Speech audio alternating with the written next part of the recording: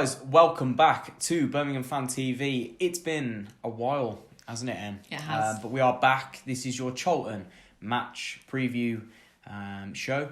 And Em, it's great to have you back. Thanks, it's great to be back. Taking a little while off. Not been particularly well recently, as I document all the time on Twitter. But yeah, good to be back and definitely going to kickstart my season here. Yeah, no, certainly. I know we actually recorded a podcast just before the international break and certain files corrupted, so we actually didn't manage to get that one out. It was actually a really good one with Jacob and Markin. So apologies about that one. There will be one this week, coming the week after. So if you do have any questions, I know we asked the last time and we did answer them, but if you want to put your questions down below in this one, it would help me massively. I'm losing count.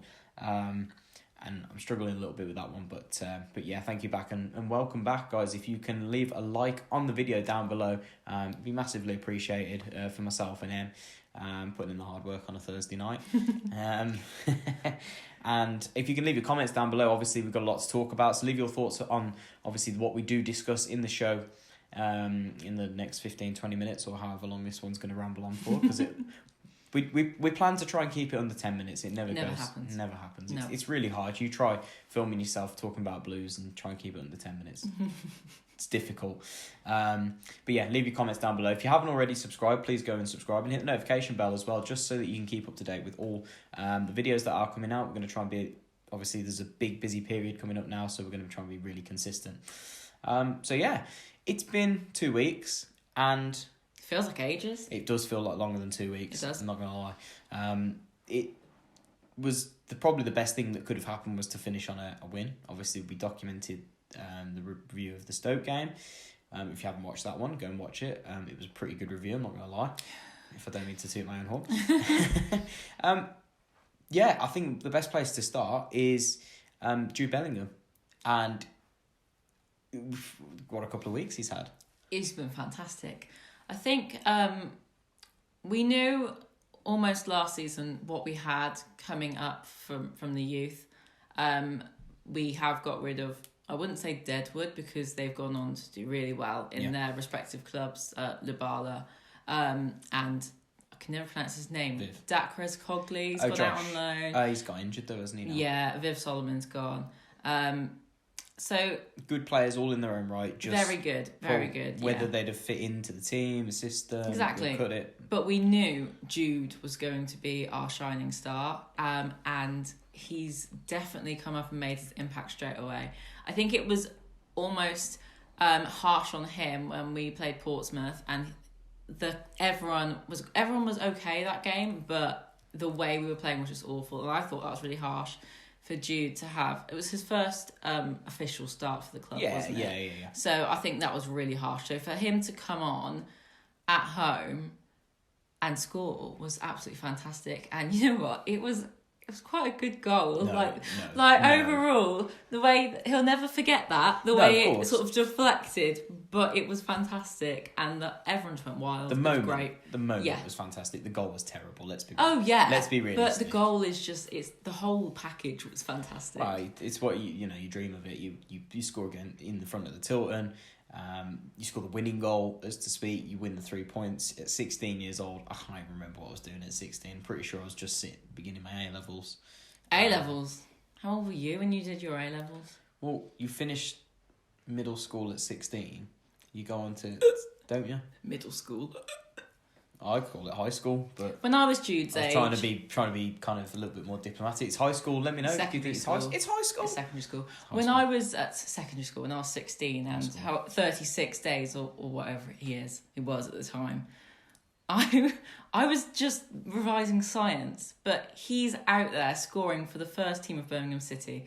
And you know what? What a great player he's going to be. No, certainly. And obviously then he's gone on to international break quickly. We'll touch on that. And he's been the shining star there as well. Yeah, he's won player of the tournament for that small international tournament. He's captains England's under-17s while out there. And he scored definitely in one. I can't remember. It might have been in both games. I think it was both. It probably was. How do you keep a kid like that grounded? I think you don't. I think you let him run with it. I think he's got a decent head on his shoulders. Oh, yeah. Don't restrict him. I mean, you've got to kind of he's not going to go into the starting 11 on Saturday. No way. Because obviously he's been away anyway. Yeah. So he's going to need some rest time. He'd definitely be in the 18 for me. He'd be on the bench. Whether we use him or not, probably not, but have him there as an option. But let's not keep him grounded. He is good enough to be in this team. I think he's fantastic. I think he's such a great kid. I think there is that very fine line with keeping him on the straight and narrow and also allowing him to be a kid still. I mean, he is still only 16. We've all had those times where we were rebellious and went off and did our own things. But because of his almost responsibility now, he can't. Yeah. So I think it's really important that he has the right guidance, but we also allow him to be a child still. Yeah, no, I agree. So, we're going to touch on your favourite subject, Juke. Juke's goals. 3 goals now this season already. 3? Yes. Yeah. All home games. And he scored in the last of 5 home games in a row. Yeah, he certainly has. His consistency for me is Birmingham City's consistency. When Juke, obviously when he scores, we get a positive result anyway. But his performances, I find his performances don't ever dip. Like in terms of him, he's Mr. Consistent. Consistently hitting 7.5s. Yeah. Minimum. He's always, his work rate's there, and I think that he's the key for us again this season to do well. I mean, I'm slightly biased, but I think he's great. He's a great ambassador for the club. He's a great player. He's a great leader. And I tweeted it a few weeks ago. He is Mr. Birmingham City at the moment. You couldn't have anyone better as the poster boy, so to speak, for Birmingham City. No. And with Shea going, I think we were all worried about the lack of goals, but Juke has, again, stepped up to the plate, been that striker that we needed, and he's allowing Jimenez to also play off him, and I think Jimenez is going to learn so much from him, and I think they'll eventually be a very good partnership. Definitely. Whether they play slightly differently, but I think they're going to learn so much from each other, and Juke is just fantastic, and even my mum loves him now. Definitely. We need to see a better away performance. That's a given. Yes. We've played, if you count the cup game, we've played 4 away games, lost 3, won 1. The one win, not to be negative, was dead lucky. I mean, we could have been 4 down at half time. We went in 1-0 up, it's a great header. It's a great, great goal. Great cross from Seddon, great header from Pedersen. But if Brentford even had any quality in front of goal that day, we were 4-1 down. But we were better second half. Yeah. But the performance wasn't very good.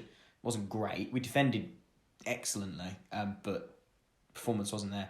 So Portsmouth, we were terrible. Yeah. Performance was awful. I don't even want to talk about that. Forest, the performance was awful. Swansea, the performance was awful. The better one was at Forest, and we were still, we still got beaten quite comprehensively. It's going to be difficult. We need to go there and be more positive. I know it's easy for us to sit here and say this, and I'm sure obviously everyone at home will have their opinion on it. It's easy to say, we need to go there and be positive, as I'm saying right now, but it's true. The only way that we can go there and get any sort of result is to kind of match Charlton, because they're going to come at us, no doubt. They're an incredibly talented team, which we'll touch on, but we can't be camped in again. We can't do it. This team isn't a Gary Rowett team. This team isn't a Gary Monk team, as to speak. We're not defensively resolute. We're not built to be like a 4 and a 4 and a 2. We haven't got Shea to bring us out.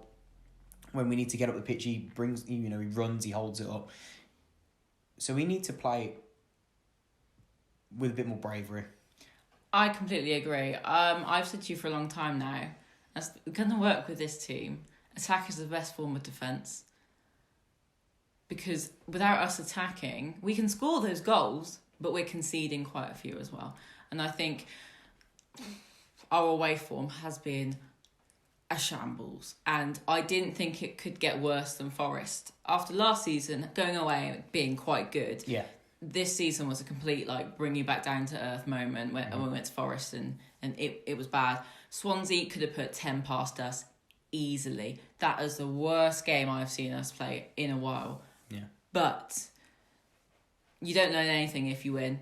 You only learn if you lose. And I think those 2 games, Charlton plays slightly differently, but they're a very attacking team.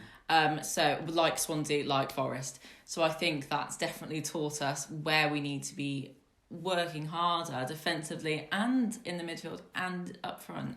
Yeah. Because it's not just the defenders. A lot of the time in these games, when the issues have arisen, it's been in the midfield. So... Yeah, no, I agree. Look, we keep bypassing the midfield. We've bought all these talented midfielders. Let's use them. We've got to use them. Mm-hmm.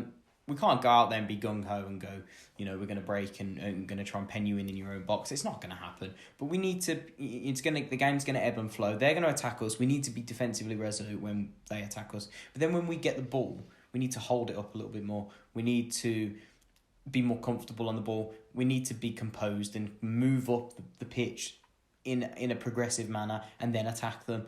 We've got Juke in the box, get crosses into the box, but don't counter-attack, hit the crosses and he's not in there. Yeah. Build up, get people in the box, get him in the box and Jimenez and Juke, and let's put crosses in. For me, away from home, that's how it's going to work for me. I think that we need to have wide players away from home. At home, we can be a little bit more experimental and we can have those attacking flair players such as Vialba and Crowley all on the same pitch to try and play those intricate passes. But away from home, we need to find an identity quickly. We need to stop playing Route 1. Yeah, and it's not going to work, bless them, with the two strikers who are doing the same job and they're getting bullied because they're so isolated. But it's a difficult one. So Charlton, we'll touch on Charlton.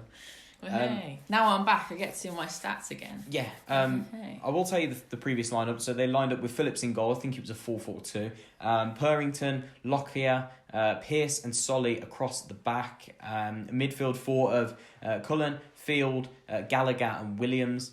And a forward two of Lyle Taylor and Jonathan Lecco, who obviously is on loan from West Brom. So an incredibly attacking lineup. You've got attacking midfielders all over the place there in Gallagher and Williams and Sam Field, who's also, I believe, on loan from West Brom. So there's a lot of talent in that midfield. It's an incredibly technical midfield, and it worries me. There is a reason they're second. Yeah. In the Championship after 6 games. I was about to say, are you surprised at how well they've done? No. I'm not. No. I mean, they didn't make that many signings, so at the start of the window, I was kind of like, yeah, they're going to be in a bit of trouble. They made a late dash with some of their players they bought in. But they did it well. They recruited well, and they've brought in some fantastic players. And obviously, Tom Hamed off the bench, as you can see. Chuck Sanike as well. Well, they lost a few of their promotion players. One or two, yeah. And I was looking at their lineup last season compared to this season. It is slightly different. But 6 games, Charlton have done very well. For me, well, if I go through our last 5 against Charlton, the last time we played Charlton, they beat us 2-1, and that was back at the Valley. Previous to that, at home, we lost 1-0, and then we won 1-0 previous to that. Then before that, it was a draw at Charlton, and then before that, we lost at Charlton. So against Charlton, we've won 20, drawn 20, and lost 24. So it's quite even odds, really. I'm not really sure. There's nothing we can really take from that. We've kind of done okay at the Valley. Yeah. But then I remember the last game, we were kind of still in the push for promotion. I think John Terrell scored, we took the lead, and then I think we fell apart in the second half, and they beat us 2-1. It was a disappointing day. I'm hoping for a little bit better. So who would you highlight as their key players? That for me, Lyle Taylor has to be their best player, in my opinion. I did read this morning that he is actually a doubt. Is he? He picked up a knock on international duty. They brought him back. They put him in a cast.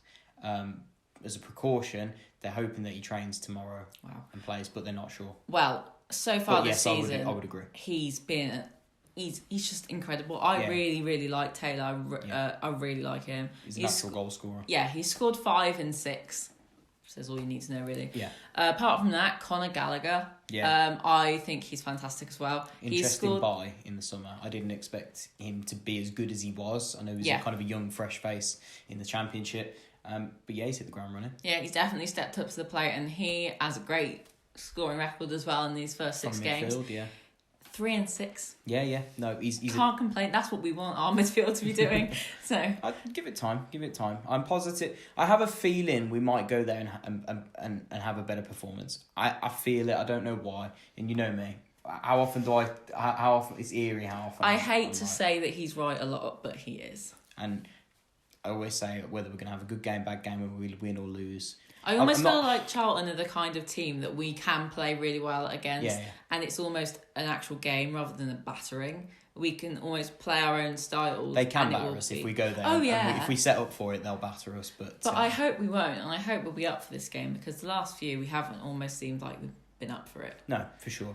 So let's run through our two lineups, what we think for Blues. So give me your starting 11 for Blues. Don't forget to leave your comments down below, guys, what you think for your starting 11s. Camp, obviously. Yeah. I would go with the back four, because I don't trust that five. I'd go Collan, Dean, Mark Robertson, Pedersen. A solid back Harley four. Dean's just annoyed me this season because he just hasn't been on the mark, but I'm going to give him this chance to prove me wrong, because he liked my tweet the other day. Then across the midfield, I'm going to go for just a flat 4-4-2, I think, because I think that would work quite well against Charlton. Okay, who are you going with? I would go with Davis and Sunjic in the middle. Okay. And then I'd have... I really want Crowley and Villalba on the wings. I really want that. And then up front, I'd have Juke and Jimenez.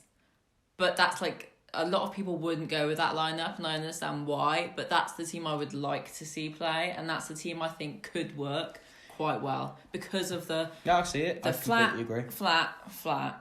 The two men up top, which you don't have to play route 1-2. You can almost pass through the midfield, because the wingers will be going down the sides. Yeah. And then you've got the two almost anchors in the middle, so you almost play like a 6 with the 4 attacking options. But then Davis can almost float, and Sunjic can just stay there. I think that would work really well. I probably would agree with you, to be honest. I could probably see that being his lineup. I don't see much that he can do, because I agree that he's probably going to try and stay solid. It's difficult though, because Montero being injured, Magoma's 50-50 whether he's going to play or not. I know he's been back in training, but they don't know whether to risk him. Marabti again is close to fitness. The only natural winger is Magoma, and obviously Villalba. Crowley's not a winger. No, and while he can play out there, he'd kind of be wasted out there, I think.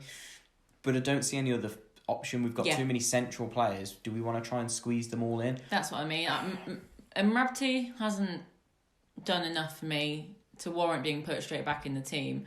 Magoma's 50-50, and I don't know whether I want to shove Magoma in the team where he's not completely ready, because when he's ready, he's on it. But when he's not, it's not fair to put him in. No. So that's why I've put Crowley on that side. I'm going to play devil's advocate. I'm going to go with the 5 at the back. Oh, God. I'm going to go with Camp, Collan at right wing back, Chet Cater at left wing back. Is he not injured? No, he's not injured. He took a knock, but he's been back in training. Wow. It was just a precaution. Either him or Seddon. I'm not decided, but I think he'll go with the 5. Either Cater or Seddon on the left. Back 3 of Dean, Roberts and Pedersen in the middle. I think he'll go with the 2 holding of Sunjic and Davis. Then I think he'll go with Crowley, Villalba and Juke. I think he'll go with a 5-2-2-1, something like that. I think he'll compact the middle, be hard to break down, and look to have those sort of Davis, Sunjic, Villalba breaking with the wing backs, hopefully. And I think that's how he'll line up. I don't know, but I'd probably say that you're probably the closest with that 4. I think it could swing either way. Yeah, certainly. So who's going to be key? Who's going to win the game for us? Obviously Juke for me. If you can get him in and around the box. I don't think they've got the most physical back line. Pearce is fairly physical, should we say. I don't know too much about Lockyer. I think if you can get Juke in and around the box, I think he stands a real good chance.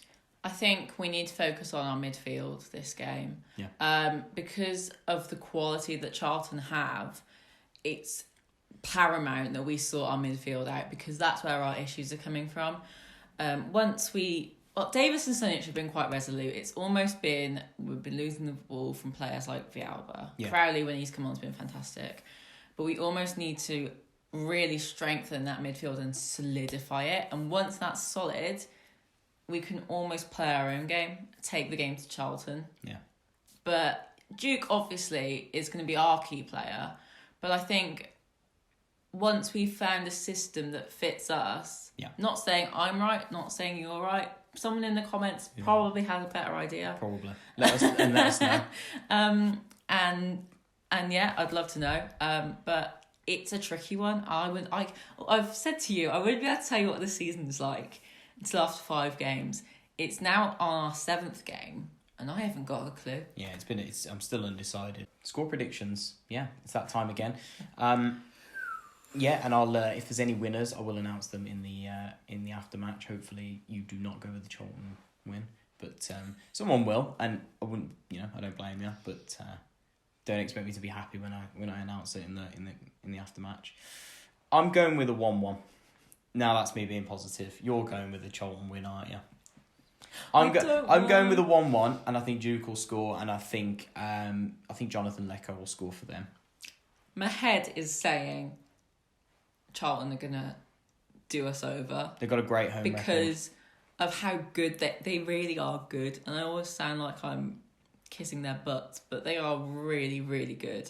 Yeah. They're probably one of the best teams we're going to play this season. Away from home. Home. So I think it will end up being like 2-0 to them, but my heart is saying 2-1 to us. No, I don't like that. So let us know down in the comments down below, guys. And I think that pretty much wraps it up for you guys. I hope you have enjoyed the Charlton match preview show.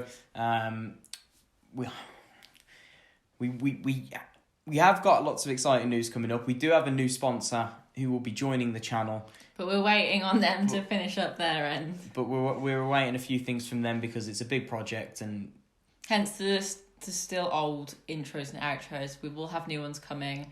But yeah, they'll come when they're good and ready. So please, no more comments saying I need to change my intro and outro, because I know the sponsors are doing it on their end because they have their own graphic design team. They'll be announced. I've been told start of next week, so hopefully on the podcast we'll be able to announce that. And we will have some giveaways thanks to them as well. But keep your eyes out for that one, guys. Do leave your comments down below. If any of you get the team lineup right, obviously we'll shout you out in the match review and the score predictions right. We'll shout you out in the score in the aftermatch review as well. But thank you so much for watching, guys. Thanks very much for joining me again. Thank you. I want to be on more of these again. So if you do want me on them again, comment it down below, because it will boost James's ego. No, definitely not. Thanks so much for guys. And hopefully we'll see you for a Blues win. Fingers crossed. Keep right on. Keep right on.